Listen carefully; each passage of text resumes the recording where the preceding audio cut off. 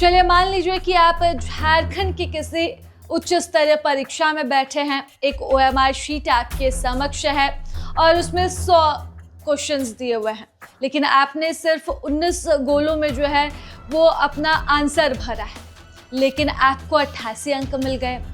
आपको लग रहा होगा कि आप बहुत भाग्यशाली हैं या फिर OMR शीट की स्कैनिंग में बहुत बड़ी त्रुटि आई है, लेकिन ऐसा कुछ भी नहीं है, क्योंकि झारखंड में इसे सेटिंग गेटिंग कहते हैं, कोई त्रुटि नहीं है। और ये सेटिंग गेटिंग, ये त्रुटि करवाई जाती है, जो यहाँ पर JPSC में CID की जांच में सामने आ रहा है। 14वीं JPSC में जब धांधली की बात निकलकर सामने आई तो CID को जांच सौंपी गई। CID लगातार कई बड़े खुलासे कर रही है और प्रभात खबर भी आप तक हर उन खुलासों की खबर पहुंचा रहा है। कल हमने आप तक पहुंचाया कि किस तरह से एक होटल के कमरे में सेटिंग गेटिंग का सारा खेल चल रहा था। परीक्षाओं की तैयारी से लेकर मीटिंग तक इसी होटल में होता था। तो अब एक बड़ा खुलासा ये भी निकल कर सामने आया है कि जिस OMR शीट में धांधली की बात सामने आ रही थी वो सच है।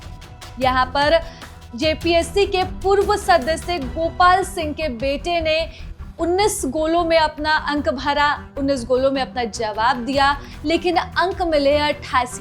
सिर्फ यहाँ पर गोपाल सिंह के बेटे की बात नहीं है, बल्कि ये लिस्ट और भी लंबी है। हम बात कर लेते हैं मौसमी नागेश की, जो तत्कालीन JPSC के सदस्य RP सिंह नागेश की बेटी है। इन्होंने भी इसी तरह से 50 गोले भरे, जबकि इन्हें अंक मिले हैं 69।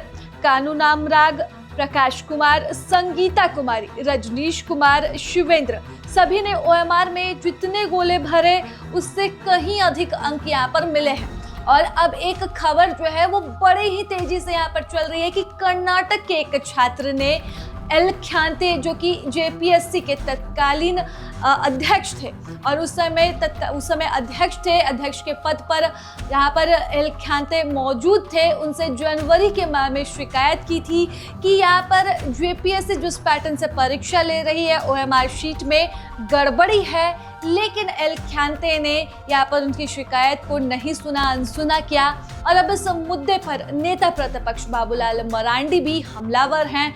लगातार आरोप प्रत्यारोप का दौर जारी है।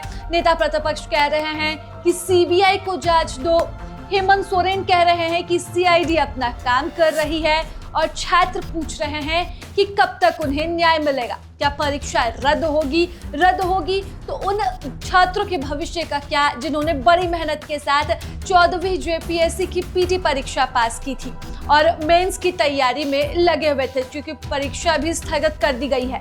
लेकिन एक बड़े तबके के छात्रों का आरोप है कि सेटिंग गेटिंग के साथ जब परीक्षाएं हुई हैं तो 40 से 50 लाख रुपए में एक सीट बिक रही है और हर एग्जाम का अलग रेट है। 15 लाख में आपको PT क्लियर कराया जाएगा, 10 लाख में मेंस और 5 लाख में इंटरव्यू। मतलब हर जगह अलग अलग रेट से आपको यहाँ पर परीक्षाओं में पास कराने के लिए ऑप्शंस मौजूद है।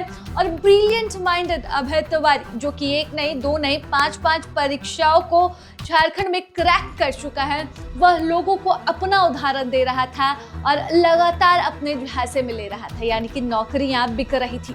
और CID इसी बिक्री की जांच कर रही है, विपक्ष लगातार हमला कर रही है और छात्र सवाल पूछ रहे हैं कि कब तक स्थिति काबू में आएगी। प्रभातखबर.com, विश्वास वही, रफ्तार नहीं।